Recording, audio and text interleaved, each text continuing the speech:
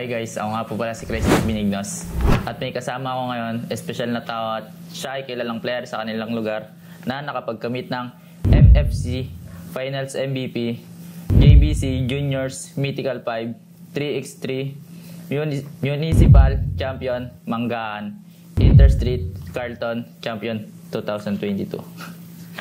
So yan idol, ano pangalan nila? Ako nga pala si Joshua San Pedro.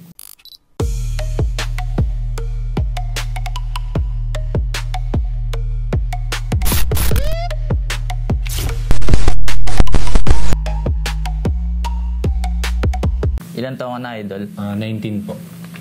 Taga saan ka? Carlton Village po, Manggaan. So yan idol, paano ka nag-umpisa maglaro ng basketball?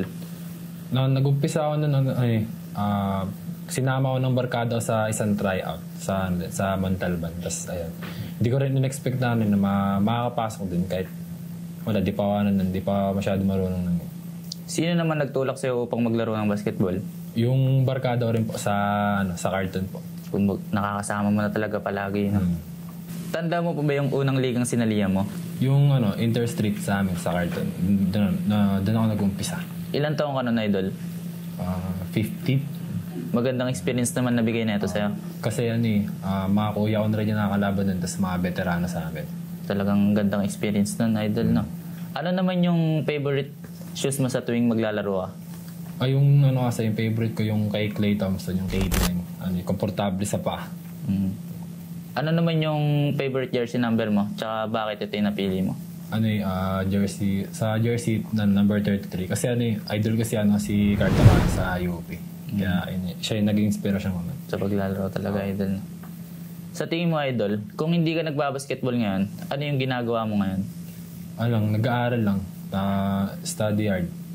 Ayun lang, tuloy-tuloy lang. Tapos nasa bahay lang. Ano naman yung pinapakinggan mong kanta bago pumasok sa isang malaking laro? Yung kay Kanye West, yung God Is. Yan. Pwede mo bang kantayin sa akin konti yan, idol? Konti lang, idol. Everything, praise the Lord. Pwede Ito, idol. Paano ka naman naghahanda bago sa isang malaking laro? May ginagawa ka bang rituals or routine? Bago maglaro, syempre, di ko kinakalimutan mag-stretching, tsaka lagi magdadasal kay God. Kasi siya yung lagi nastas, tsaka siya yung nag-guide sa atin. Tama, idol. Ano naman yung lucky charm mo sa tuwing naglalaro ka? Lucky charm ko lang, yung pamilya ko, tapos syempre, number 1 yung nanay ko. Kasi siya na lang yung nag-iisang sumusuporta sa akin. Talagang number 1 supporters ng mga magulang natin, idol, no? Ano naman yung ginagawa mo para mag-improve pa sa basketball skills mo? Bago maglaro sa court nun, nasa tindahan muna. Kasi after ko sa may tindahan namin, tsaka nakadumediretso ng court. Sumasama ko sa mga kuya ko, sa mga dayo-dayo. Tsaka syempre nag-ensayo din para ma-improve yung mga kulang sa akin. Anong aspeto ng laro ang gusto mong ma-develop pa? Yung rebound, tsaka shooting. Yan pa yung kulang sa akin. Nakikita ko sa sarili ko. Paano mo naman na-handle yung pressure bago pumasok sa isang malaking laro? Bago kasi maglaro lagi lagi muna ako nagpe-pray kasi mas importante yun. Tsaka kumpiyansa lang lagi sa sarili. Ayun. Ano naman yung tumatak na move sa'yo o saan ka moves ka nakilala?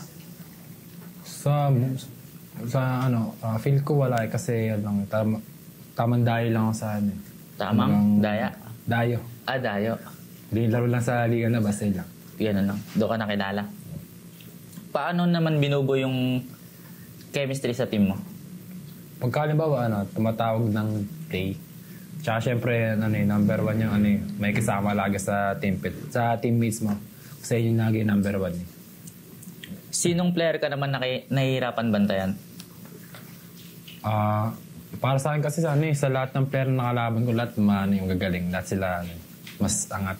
Kaya kung pagbibigyan ka ng pagkakataon na may makalaban ka, idol, sino yung gusto mong makatapat?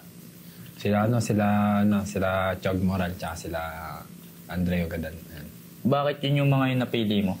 And kasi grabe talaga sa malpak yung mga yun Mga idol ko rin yun Sa paglalaro ng basketball, idol, anong mas komportable na nilalaro mo? Opensa o depensa? Opensa rin. Pero mas the best yung depensa. Kasi doon nag-umpisa manali yung team. Sa ano naman, idol, sa teammates mo, ano yung pinakaayaw na ugali mo? Pagka, bawa, nagtatampo or nadadown sa sarili, tas sinasarili yung bola, tas bukakaw. Ganun, no? Talagang hirap nun, no? Tapos siya pa yung magagalit pag sumablay. Sa mga ligang sinalihan mo, idol, ano yung pinaka hindi mo makakalimutang laban? Yung kami, nag-provincial kami, 3x3. Kalaban namin San Beda. Tapos kalaban ko yung doon, yung isang Canadian. Pinatawa sa akin, hirap na hirap ako. Hirap na hirap ka talaga. Sino naman yung iniidolo mo sa larong NBA o PBA?